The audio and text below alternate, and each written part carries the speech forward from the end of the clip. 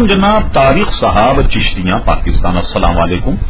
ہم آپ کے ممنون ہیں کہ آپ نے ہمارے ویب سائٹ اہل سنت .net پر یاد فرمایا۔ آپ کا سوال ہمیں موصولہ جواب حاضر۔ آپ نے پوچھا کہ پکا یا پختہ قبر بنانے سے متعلق حکم شرع کیا؟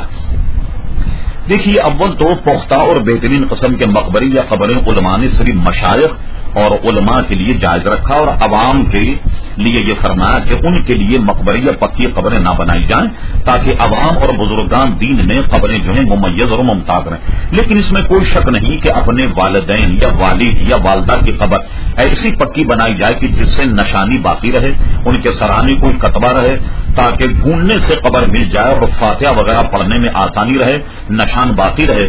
ایسی ہلکی پھلکی پختہ قبر بنانے میں شرعن کوئی حرج نہیں، لیکن اندر سے قبر کو پختہ کرنے پر علماء نے منع فرمایا۔ اندر سے قبر جو ہے وہ کچی رہنی چاہیے، الا اس کے کہ کوئی بجری ہو یا زمین غیر پختہ ہو کہ قبر کے ڈہ جانے کا یا بہ جانے کا خطرہ ہو، تو ایسی صورت میں پکی بنا سکتے ہیں۔